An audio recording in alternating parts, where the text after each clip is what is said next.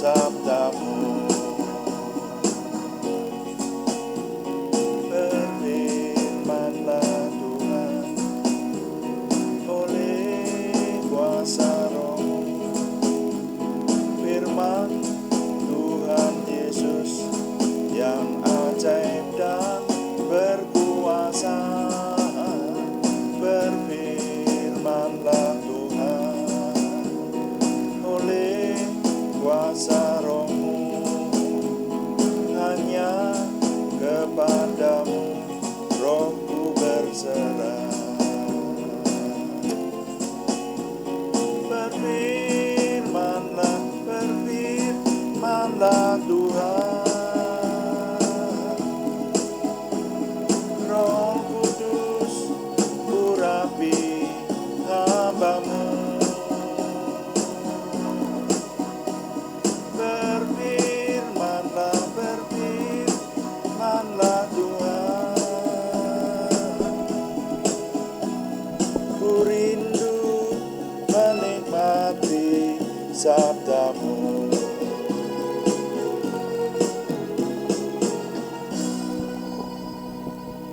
Bapa, kami mengucap syukur untuk doa malam hari ini.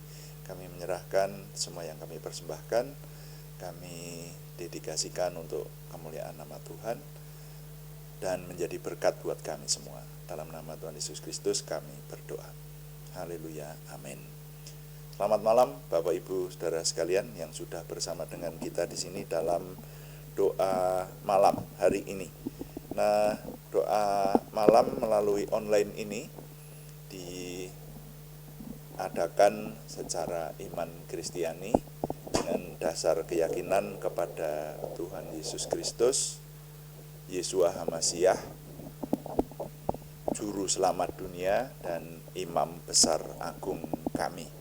Dan firman Tuhan yang didokumentasikan dalam kitab suci Perjanjian Lama serta Perjanjian Baru menjadi pegangan kami, menjadi pegangan kita sekalian. Saudara, doa malam itu juga ditujukan untuk menjawab pertanyaan. Karena itu kalau ada pertanyaan dari saudara silahkan, kalau ingin dijawab oleh kami silahkan dikirimkan kepada kami dan nanti akan menjadi tema-tema dalam doa malam kita, saudara. Nah, kali ini saya masih ingin melanjutkan membahas mengenai karya Roh Kudus dalam Perjanjian Baru. Ini masih dalam rangka berdekatan dengan peringatan Hari Pentakosta kemarin dulu. Dan hari ini judulnya masih sama, bagaimana bisa berbahasa roh. Dan ini bagian yang ke-9, saudara-saudara sekalian.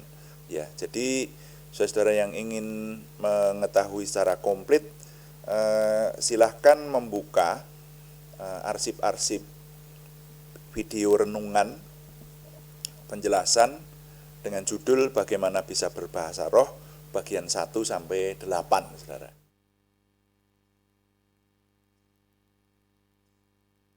Nah, kali ini saya ingin mengajak Bapak Ibu untuk mencermati yang banyak menjadi pertanyaan, yaitu bagaimana membedakan bahasa roh dan bahasa setan. Ini banyak menjadi pertanyaan bahkan juga di lingkungan saudara-saudara yang meyakini bahwa bahasa roh itu ada dan bisa menerima bahasa roh. Tapi bagaimana ya membedakan dengan bahasa setan begitu? Karena bahasa roh itu dikatakan oleh firman Tuhan, tidak ada seorang pun yang mengerti bahasanya. Bahkan yang mengucapkan itu sendiri, kalau saya berpegang pada firman Tuhan itu, berarti yang mengucapkan itu juga tidak mengerti bahasanya, saudara. Makanya yang ada adalah menafsirkan bahasa roh itu saja karunia. Karunia untuk menafsirkan bahasa roh itu tidak sembarang orang punya. Nah, seperti itu. Nah, lalu bagaimana untuk membedakan dengan bahasa setan? Karena di dunia itu banyak sekali sekarang ini setan itu meniru cara-cara Roh Kudus, cara-cara Tuhan, saudara. Ada juga mantra semacam itu toh. Kadang-kadang kita yang sempat mengetahui orang membaca mantra itu kan juga sulit dimengerti gitu, dengan bahasa-bahasa yang tidak mudah dimengerti. Nah, lalu apa bedanya dengan bahasa roh? Nah, semacam itu. Untuk membedakan ini, maka secara umum kita dapat menggunakan petunjuk dari firman Tuhan, secara umum begitu.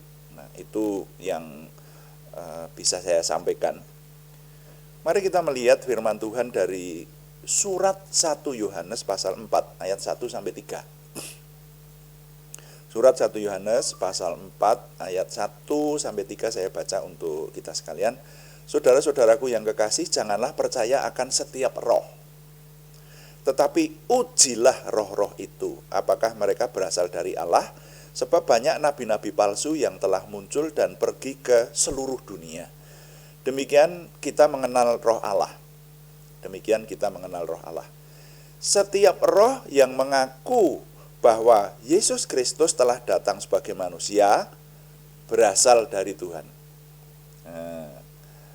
Dan setiap roh yang tidak mengaku Yesus tidak berasal dari Tuhan, roh itu adalah roh antikristus, dan tentang dia telah kamu dengar bahwa ia akan datang dan sekarang ini ia sudah ada di dalam dunia. Nah, jadi kita dianjurkan oleh firman Tuhan supaya bersikap hati-hati, tidak percaya kepada setiap roh.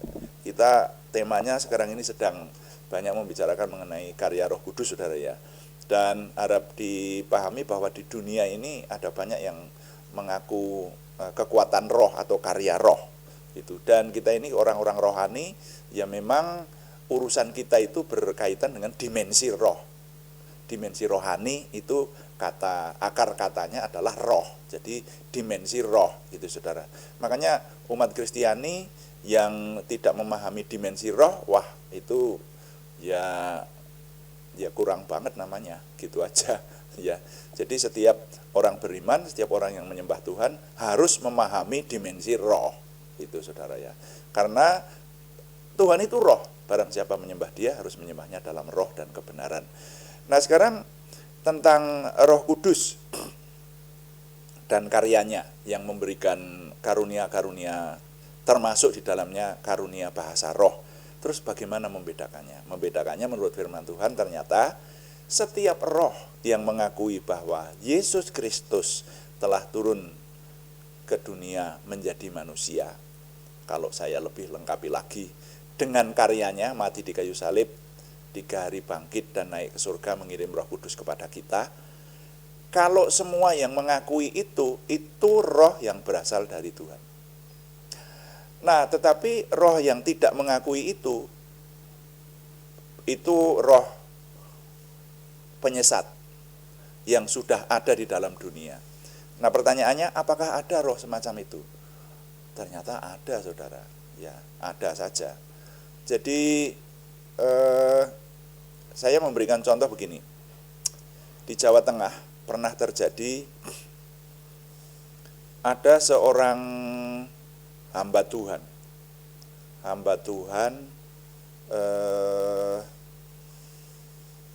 Romo Pastur yang membuka praktek pengobatan begitu. Nah, sekarang yang seperti itu, dan ini nanti bukan hanya satu loh, saudara, ada beberapa yang semacam ini. Saya tahu ada beberapa, bahkan di dekat-dekat saya ada seorang guru, ini sudah almarhum sih, seorang guru, dia orang Kristiani, bahkan ditokohkan lagi, ya. Dan dia membuka praktek pengobatan dengan cara-cara supranatural. Nah, pertanyaannya, membuka praktek pengobatan dengan cara-cara supranatural itu dalam nama Tuhan Yesus Kristus, Juru Selamat dunia itu, atau enggak? Nah, ini kita harus jeli loh, saudara. Kalau tidak jeli, nanti kita bisa terperangkap dalam karya roh yang bukan dari Tuhan.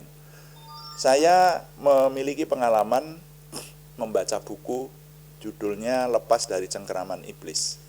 Itu tulisan Rebecca Brown yang menuliskan bahwa di Amerika itu ada namanya Satanic Church, ada gereja setan. Jadi gereja ini memang menyembah setan. Gereja ini menyembah setan, saudara ya. Dan gereja itu melawan gereja umat Kristiani, Kristen Katolik. Ya, jadi memang yang disembah Lucifer, itu sudah pasti. Dan mereka ini juga memasuki dimensi roh, seperti itu. Jadi di dalam buku itu, Lepas dari Cengkeraman Iblis, tulisan Rebecca Brown, menuliskan bahwa kadang-kadang pendeta gereja setan itu masuk dalam kebaktiannya gereja Kristiani. Dan kalau di sana sedang ada, kalau di tempat kita seperti KKR, sehingga kadang-kadang dianjurkan oleh pengkhotbah yang di depan, hamba-hamba Tuhan silakan menumpangkan tangan untuk orang-orang yang perlu didoakan, ditumpangi tangan. Nah, pendeta gereja setan itu ikut menumpangkan tangan, dan dia mengimpartasikan roh jahat ke dalam yang ditumpangi tangan. Jadi kalau yang ditumpangi tangan itu tumbangnya bukan oleh Roh Kudus tapi oleh roh jahat. Loh. Nah, jadi ada kuasa kegelapan itu ada dan bisa menyamar menjadi malaikat terang semacam itu. Jadi sesuai dengan kesaksian itu kita harus hati-hati. Nah, makanya cara yang pertama adalah tadi kita harus jeli, benar-benar jeli membedakan semua roh atau karya roh yang dikatakan orang sebagai hal-hal gaib atau dari dimensi roh, yang mengakui Yesus Kristus sebagai Tuhan, Juru Selamat, mati, dikuburkan, dan 3 hari bangkit, naik ke surga, dan kirim Roh Kudus kepada kita, yang mengakui itu roh Tuhan. Tapi kalau tidak mengakui itu, bukan dari Tuhan. Segitu aja. Tapi juga masih diperlukan lagi, karena namanya roh itu tidak kelihatan, maka di 1 Korintus 12 dituliskan ada dari 9 karunia itu namanya karunia membedakan roh. Nah, kalau ini hanya dimiliki oleh orang-orang yang mendapatkan karunia itu saudara ya. Jadi karunia membedakan roh. Sebetulnya ada ciri-cirinya, artinya begini. Saya punya pengalaman kecil yang kadang-kadang sepertinya saya sudah menyampaikannya di sini. Ingat akan apa yang ditulis oleh Rebecca Brown tadi, bahwa di sebuah KKR itu bisa diselusupi orang-orang yang tidak membawa atau tidak di dalam roh Tuhan tetapi membawa roh jahat seperti itu.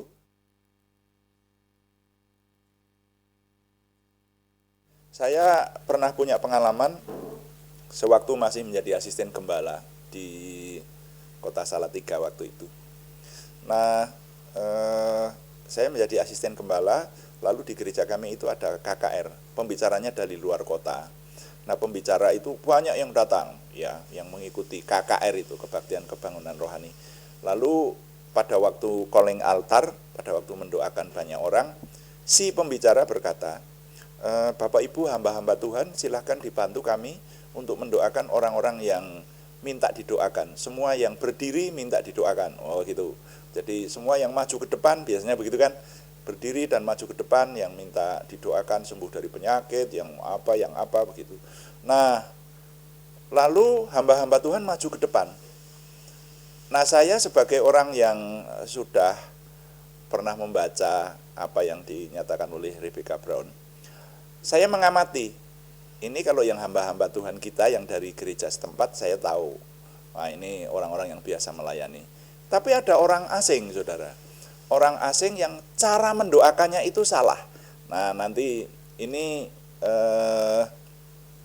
ada firman Tuhan yang dilanggar, seperti itulah. Tidak saya nyatakan di sini, karena nanti supaya tidak ditiru oleh, ini kalau penjelasan ini diketahui oleh orang-orang yang pengen meniru, nanti terus tidak baik seperti itu. Tapi kalau saudara yang pengen tahu, firman Tuhan itu menjelaskan berdoa itu tidak boleh salah. Ada orang berdoa tapi berdoa dengan sikap yang salah, ada loh saudara. Nah, saya mendekati orang itu, loh ini kok cara berdoanya kok ini tidak alkitabiah gitu. Saya tanya, saudara pernah melayani, mendoakan orang? Oh pernah. Dari gereja mana? Saya katakan. Dia mengaku dari gereja Anu, saya pembantunya Pak Anu gitu. Saya terpaksa menghentikan, minta maaf ya, untuk kali ini jangan melayani. Saya katakan begitu. Karena cara berdoanya salah. Nah, saya khawatir yang kayak begini ini bisa disusupi dari hamba Tuhan yang tidak dalam Roh Kudus, tidak dalam Yesus, tetapi dengan membawa roh jahat akan bahaya, menumpangi tangan banyak orang, orangnya tumbang dikira penuh Roh Kudus, malah ternyata ada kuasa kegelapan. Nah seperti itu. Jadi karunia membedakan roh itu tetap berpegangan kepada firman Tuhan. Ada yang lebih peka, melebihi saya tentu saja. Ya bisa membedakan ini roh yang dari Tuhan atau ini roh yang tidak dari Tuhan. Itu karunia. Jadi untuk menyimpulkan atau menjawab pertanyaan bagaimana membedakan roh, bahasa roh dari Tuhan atau bahasa roh dari setan, itu pada prinsipnya dibedakan dalam dimensi roh. Itu kita harus hati-hati. Semua roh yang mengaku Yesus sebagai Tuhan, mati, dikuburkan, dan naik ke surga mengirim Roh Kudus kepada kita, itu dari Tuhan. Tapi kalau yang tidak mengakui itu bukan dari Tuhan.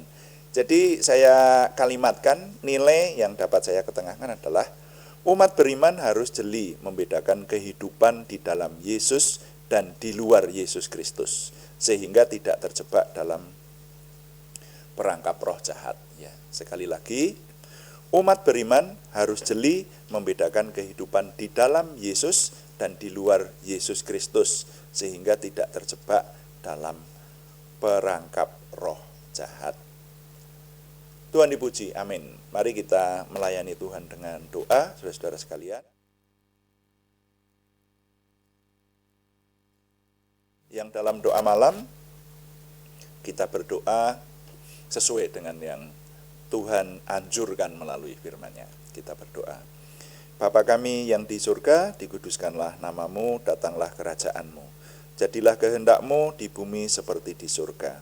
Berikanlah kami pada hari ini makanan kami yang secukupnya, dan ampunilah kami akan kesalahan kami, seperti kami juga mengampuni orang yang bersalah kepada kami. Dan janganlah membawa kami ke dalam pencobaan, tetapi lepaskanlah kami daripada yang jahat, karena Engkaulah yang empunya kerajaan dan kuasa dan kemuliaan sampai selama-lamanya. Tuhan, berkatilah kami dengan berlimpah-limpah, perbuatlah sesuatu yang besar dalam hidup kami, dan itu jelas berasal daripada-Mu. Tambahkanlah pengaruh dan kesempatan kami bagi-Mu, berikanlah kami suatu perasaan akan hadirat-Mu dan petunjuk-Mu senantiasa. Jagai dan lindungilah kami, supaya tidak jatuh dalam perangkap setan. Dalam nama Tuhan Yesus Kristus kami berdoa. Amin. Demikian doa malam hari ini, dan dengan renungan singkat yang berguna buat hidup kita tetap berada di jalur Tuhan, kami memberitahukan bahwa doa malam dilaksanakan setiap hari Senin sampai Sabtu pada jam 6 atau jam 18 waktu Indonesia Barat. Juga ada doa pagi pada hari-hari yang sama yang dilaksanakan jam 5 pagi, hanya temanya berbeda. Kami tetap mengharapkan dukungan dari Anda, setidaknya dukungan doa. Juga terima kasih yang belum memberikan subscribe, berkenan memberikan subscribe, like, komen, dan share, bagikan kepada teman-teman lain sehingga lebih banyak lagi yang diberkati bersama dengan kita. Selamat malam, Tuhan memberkati. Amin.